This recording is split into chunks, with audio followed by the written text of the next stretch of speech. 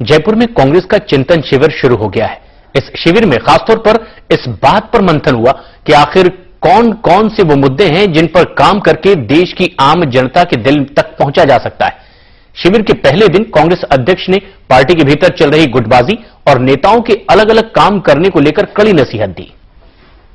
We have squandered many opportunities that people are willing to give us simply because we have been unable to function as a disciplined and united team.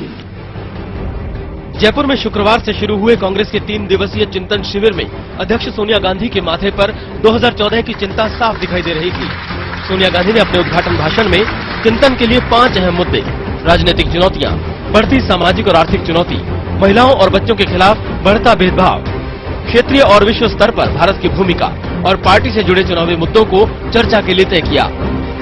Sonia Gandhi ने अपने भाषण में 9 साल की उपलब्धियों को लेकर मनमोहन सरकार की तारीफ तो की, लेकिन साथ ही ये भी चेताया कि अब जनता की उम्मीदें बढ़ गई हैं। सोनिया गांधी ने चिंतन शिविर में प्रतिनिधियों को सचेत किया है कि पिछले कुछ दशकों से जिस तरह से भूमि सुधार, जल और आदिवासियों के हक से जुड़े आंदोलन हुए हैं, वो सरकार के लिए चिंता का विषय है। यही नहीं, बढ़ते रोजगार की मांग की चुनौती और देश में भ्रष्टाचार को लेकर बढ़ते जन आक्रोश पर भी सोनिया ने चिंता जताई है। Our citizens are rightly fed up to the levels of corruption that we see in public life at high levels, but equally with the corruption they have to deal with in their daily life. यही नहीं, कांग्रेस अध्यक्ष ने देश में महिलाओं और बच्चों के प्रति बढ़ते भेदभाव पर भी चिंता जताई है।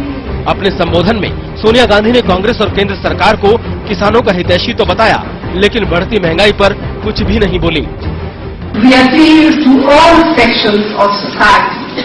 We articulate and champion the concerns of all, but especially of the weaker sections, Dalits, Adivasis, minorities and women. Jaipur में एक तरफ पार्टी में 2014 के चुनावी मुद्दों पर चिंता हो रही है, तो दूसरी तरफ चिंता और चर्चा राहुल गांधी की जिम्मेदारी को लेकर भी है। अब उनको कोई जिम्मेदारी बड़ी लेनी चाहिए, बड़ी जिम्मेदारी उन्हें दी जानी चाहिए। क्या जिम्मेदारी दें, किस रूप में हो, क्या पद हो, ये चीज सोनिया जी और राहुल जी को छोड़नी चाहिए। राहुल गांधी जी को जिम्मेदारी तुरंत मिलना चाहिए, देरी हो रहा है। दूसरी तरफ पूरा विपक्ष कांग्रेस के चिंतन शिविर पर चुटकी ले रहा है। देश की स्थिति यही है कि सरकार कुछ भी कर ले, 14 में मनमोहन सिंह, सोनिया गांधी, कांग्रेस और यूपीए का जाना तय है और एनडीए और बीजेपी का आना भी तय है। चिंतन शिविर में अगर महंगाई पर चिंता होगी और भ्रष्टाचार पे चिंतन होगा, लेकिन वो नहीं होगा।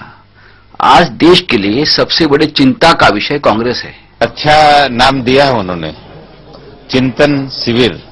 कांग्रेस को अब चिंता करनी ही चाहिए। और एक बात बता दूं, कितनी भी चिंता वो कर लें, ऊसर जमीन में कभी फसल नहीं होती। दरअसल न सिर्फ कांग्रेस बल्कि पार्टी की अध्यक्ष को भी ये पता है कि पिछले कुछ समय से जनता के बीच कांग्रेस और सरकार दोनों की छवि खराब हुई है। इसके अलावा गठबंधन के सहयोगियों से भी कई बार ठन चुकी है।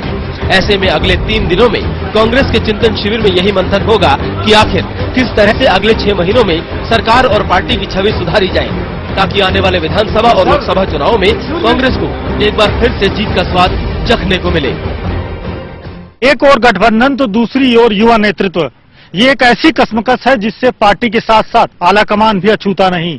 मुश्किल तो यह है कि अगर दांव युवा नेतृत्व पर लगता है तो उसका असर गठबंधन पर पड़ सकता है, जिसके लिए फिलहाल पार्टी तैयार नहीं।